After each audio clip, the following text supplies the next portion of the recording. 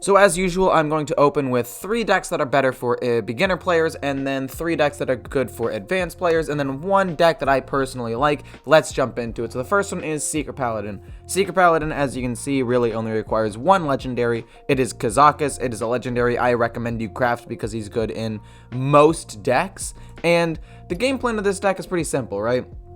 You try to get some early game 1-drops like First Day of School, Knight of Anointment, Righteous Protector, maybe Crab Rider, Hand of Adult, all that. But then you also try to get some secrets out on the board with Sword of the Fallen, and snowball that with cards like the Crossroads Gossiper and the Northwatch Commander, which both have synergies with secrets. And then your late game, for this deck anyway, is Hammer of Naru with HsReplay in order to give you a turn 4, 5, and 6 play. And I guess if you get HsReplay late, you can make it a 10 mana play, depending on what stage of the game it's at. So this deck is really good. It has the highest win rate on Hearthstone Replay right now. It's rated one of the highest on Vicious Syndicate, and it's cheap. I would recommend this if you're picking up a deck. Let's jump into the next one. Okay, so the next deck on this list is Phase Hunter, which honestly is just a really good deck in general, for a couple of reasons. One, it's relatively cheap, and I know it looks like it has 3 legendaries, but hear me out. Mankirk is free.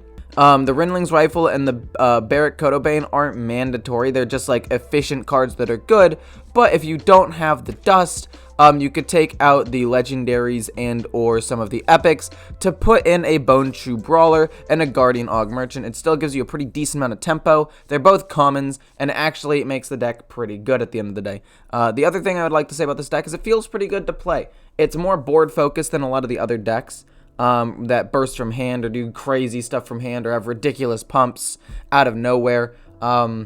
And because of that, I just like the style of the deck. Obviously, it's just Face Hunter. You just go face and play really aggressive, and sometimes go defensive with the Kulker Pack Runner if needed. But for the most part, it's a pretty aggressive deck that I think is more balanced than some of the other aggressive decks out there. So that's just my own personal opinion. I've loved Hunter since the very beginning because Face Hunter is one of the first decks I got Legend with. Spell Hunter actually is. So yeah. Special place in my heart for Hunters, so maybe I'm a little bit biased. Hope you guys enjoy. Let's jump into the next one.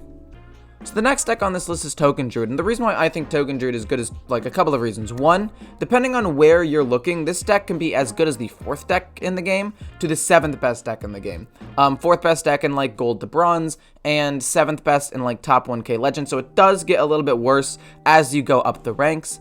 But to be fair, the meta does change as you go to higher ranks, like it becomes more control-based, which this deck kind of does badly against. And 2, people get more and more expensive decks. But this deck requires no legendaries, so it's not that hard to just pick up and play. It only requires a couple of epics like Guess the Weight and Glowfly Swarm. And other than that, the rest are all rares and commons. So I would recommend picking this deck up if you haven't. It's a great deck to get into the game. The only problem that I have with this deck actually is the fact that it's a little bit inconsistent. Sometimes if you don't draw Gibberling or Glowfly Swarm or Arbor Up with Solar Eclipse, it can feel a little bit weak, but you actually have some good draw, some good mulligans, Nature Studies, Guidance, Guess the Weight, and Fungal Fortunes, which means they're able to draw some of these good cards fairly consistently. I would personally recommend playing this deck if you want a deck to just pick up and play right now, especially if you're fairly new to the game. But if you have a little bit more dust to spend, I would recommend maybe trying one of the decks I previously mentioned or some of the decks that I'm going to mention because they are better, I think, if you learn how to play them. But they're a little bit more expensive. Let's jump into them. So the first deck is Rush Warrior, and I know that I've talked about Rush Warrior in the past, but it's honestly just ridiculously strong. It's got tempo, it's got good late game with pumps on conditioning, giving you some really big minions sometimes. Like, dropping a 8-10 Troublemaker on turn 8 is just so hard to deal with because it summons 2 3/3 Ruffians. Alex Draws is a great finisher. You have some decent draw with things like Ringmaster, Athletic Studies, which isn't draw, but it's the same concept, and Stage Dive, so sometimes you won't run out of resources.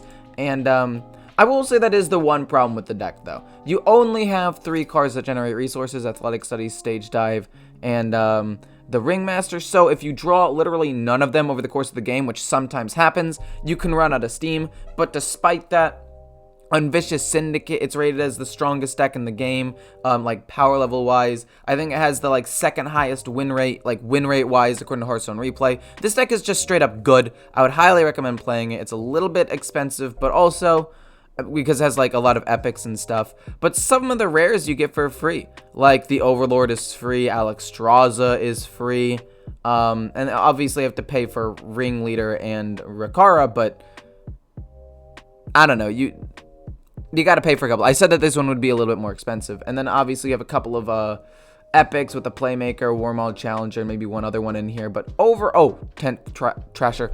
But yeah, overall the deck, even though it's a little bit more expensive, is extremely good. I would highly recommend it, and let's jump into the next one.